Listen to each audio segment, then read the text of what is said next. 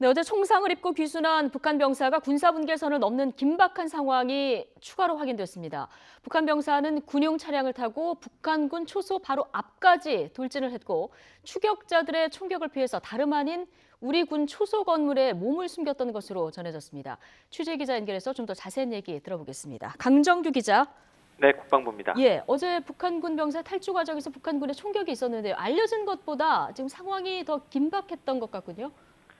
네, 그렇습니다. 판문점 공동경비구역을 관할하는 유엔군 사령부를 통해 어제 북한군의 귀순 상황에 대한 추가 정황이 속속 드러나고 있습니다. 예. 유엔사는 당시 상황실에서 CCTV 화면으로 귀순 과정을 실시간으로 지켜보고 있던 것으로 전해졌는데요. 먼저 어제 오후 3시 14분쯤 북한의 군용 차량 한 대가 군사 분계선에서 가장 가까운 북한군 초소로 돌진하는 정황이 포착됐습니다. 예. 이 차량은 바퀴가 초소 인근의 도랑에 빠지면서 멈춰섰고 북한군 한 명이 차에서 내려 도주하기 시작했습니다. 바로 뒤엔 추격조가 쫓아와서 무차별 총격을 가했는데요. 당초 우리 군은 총성이 여러 발이었다고 밝혔지만 유엔사는 무려 40여 발이었다고 설명했습니다. 그렇군요. 유엔사는 현재 CCTV 화면의 공개 여부를 검토 중이라고 설명했습니다. 네. 그런데 이 총격을 피해서 북한 병사가 몸을 숨긴 곳이 다름 아닌 우리 초병들이 근무하던 초소 밑이었다면서요. 네, 한마디로 등잔 밑이 어두웠던 상황으로 파악됩니다. 예. 오늘 오전 유엔사에서 낸 보도 자료를 보면 북한군 병사는 총격을 피해 공동경비구역 남쪽 건물을 활용해 엄폐했다, 이런 표현이 나옵니다. 이 건물이 바로 이 군사분계선 바로 남쪽에 있는 우리 군 초소였습니다. 군사분계선 남쪽 50m 지점이었고요. 판문점 자유의 집 서쪽에 있는 위치입니다. 초소 위층에는 JSA 경계 초병들이 당시 근무 중이었던 것으로 확인됐습니다. 유엔사 보도자료에 나타난 이 군사 분계선을 넘은 시간 어제 오후 3시 15분쯤입니다. 그런데 우리 군이 초병을 발견한 시각은 어제 오후 3시 31분입니다. 예. 우리 군은 초소 주변 낙엽 같은 것에 이렇게 덮여 있었다고, 북한군 병사가 예. 낙엽에 덮여 있어서 좀 발견이 늦었다, 이런 식으로 설명을 했는데 약 15분 정도의 격차가 있습니다.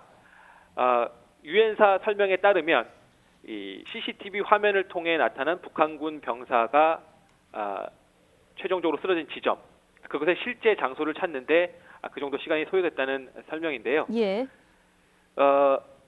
경계병들은 15분 뒤에야 이 북한군 쓰러져 있는 북한군 병사를 발견하고 이 포복 자세로 북한 기순 병사에게 접근해서 안전지대로 무사히 데리고 왔습니다. 이때가 3시 56분쯤입니다. 우리 군은 당시 대응 사격이나 교전은 북한군과의 교전은 없었다고 설명했습니다. 이후 이 병사는 유엔사 헬기를 통해 병원으로 후송이 됐습니다. 네, 그러니까 총격을 피해서 우리 초소 밑으로 들어왔는데 15분 정도 발견을 못하고 있었던 상태다, 이런 얘기인데 지금 이 북한 병사 수술을 했는데 몸 상태는 어떻습니까? 네, 이 북한 병사는 경기도 수원 아주대 병원에서 치료를 받고 있습니다. 지난 2011년 소말리아 해적에 납치됐던 3호 주올리오 석해균 성장을 치료했던 이국정 교수가 어제 집도를 했던 것으로 전해졌는데요. 어제 큰 수술을 마쳐서 큰 고비는 넘긴 상태지만 여전히 상황은 좋지 않습니다. 폐와 복부 등에 대여섯 발의 총상을 입었고 장기 파손으로 추가 수술이 필요한 상태로 알려졌는데요. 이국종 교수는 이 몸의 회복 상태를 봐서 빨라도 내일이나 모레쯤은 돼야 추가 수술을 할 수 있다고 밝혔습니다. 예. 이국종 교수의 말을 직접 들어보겠습니다. 내장의 다발성으로 7번 이상 발견됐어요. 한 대여섯 발은 넘어요. 총알은 다 지금 제거된 상태인가요? 아니요, 아직 몇 개 남아 있어요. 총알이 아직 몇 개 더 남아있는 상황, 추가 수술이 필요한 상황인데요. 이 북한 병사의 정확한 신원, 또 귀순 동기, 이런 조사는 치료가 끝나고 의식이 돌아와야 이루어질 수 있겠군요.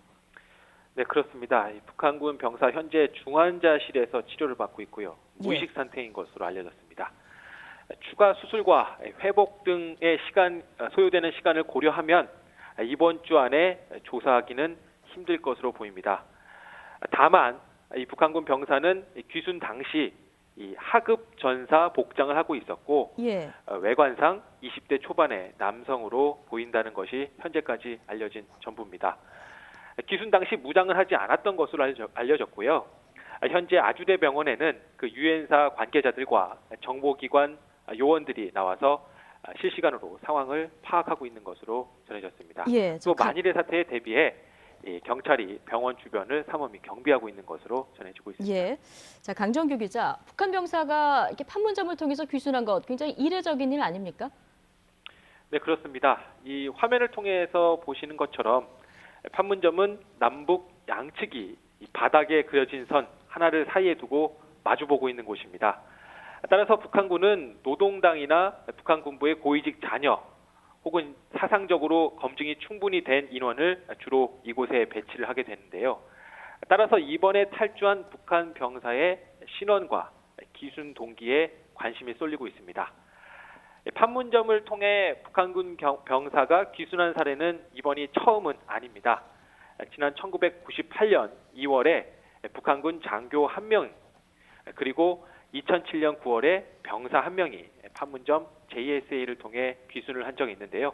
예. 이런 것까지 합치면 이번이 세 번째라고 말할 수 있을 것입니다. 네, 자 여기까지 듣겠습니다. 통일외교부 강정규 기자였습니다.